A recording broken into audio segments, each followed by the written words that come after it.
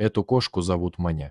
До 7 лет кошечка жила счастливой жизнью. Ее хозяйкой была женщина в возрасте, которая обожала Маню. У кошки было все, что нужно питомцу: вкусная еда, игрушки, ветеринарное обследование и прививки, а главное – любовь и ласка хозяйки. Все изменилось в один момент. Маниной хозяйки не стало, и кошечка осталась одна. Дети умершей старушки сказали, что кошку к себе не возьмут. Также они пригрозили, что если волонтеры не заберут животное, то они его усыпем. Представляете? Усыпем здоровую кошку. Наши работники не могли такого допустить, поэтому один из них отправился за кошечкой. Волонтер знал, что ранее у Мани была любящая хозяйка. Он взял с собой много пакетов, чтобы сложить все, что осталось у Мани. Не передать словами, как он удивился, когда ему вынесли только лоток и ветеринарный паспорт кошечки. Все остальное приданное они выбросили. Не осталось ни одной миски. Женщина-волонтер взяла кошечку и отвезла ее к себе домой. В пути она открыла ветеринарный паспорт Мани, а оттуда выпала записка. В ней были указаны данные кошечки: дата рождения, рост, вес. Также там был список кормов, которые потребляла в пищу животное. С такой любовью и заботой относилась хозяйка к своей любимице. В доме волонтера Маню пришлось поселить в ванной комнате. Дело в том, что у женщины уже были несколько своих котов. Кошка не оказывала сопротивления. Поначалу Маня вообще не выходила из ванной. Она сидела там постоянно. Кошечка отказывалась от еды и воды, не посещала туалет.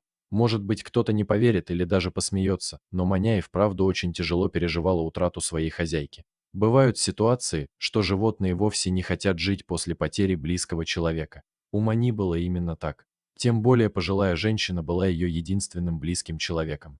Волонтер старалась сделать все возможное, чтобы Маня вернулась к прежней жизни. Она хотела, чтобы кошечка хотя бы поела. Женщина предлагала ей мясо, рыбу, субпродукты. Однако попытки не увенчались успехом. Маня совершенно не хотела принимать пищу. Утрата хозяйки просто выбила беднягу из колеи. Волонтер старалась сделать все возможное, чтобы облегчить состояние Мани. Она гладила ее, разговаривала с ней, давала много тепла и ласки. Через время кошечка начала возвращаться в прежнее состояние.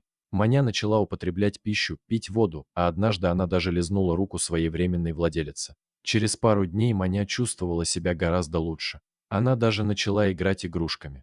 Жить в ванной – не лучший вариант, конечно, но на тот момент другого выбора не было. Мани начали искать передержку у человека, в доме которого больше нет животных. Такой вариант передержки нашелся, но долго там Маня не пробыла. Они с новой хозяйкой не сошлись характерами. В итоге животное вернули. Маня снова вернулась на передержку в ванную комнату. Она облизала нос своей временной хозяйкой и всем видом показала, что рада своему возвращению. Вскоре Мани снова начали искать дом. Волонтеры надеялись найти пожилого человека без детей и животных. Ведь именно так привыкла жить кошка у своей предыдущей хозяйки. К счастью, такой варивет вскоре нашелся. Маня отправилась к новым хозяевам на испытательный срок. Вскоре они сказали, что никаких испытательных сроков им не надо и они никому не отдадут свою любимицу. Маня тоже смогла полюбить новых хозяев. Да, в первый день она стеснялась и пряталась, но потом быстро привыкла. Кошечка наяла дарить новым хозяевам любовь и ласку. Они тоже души в ней не чаяли.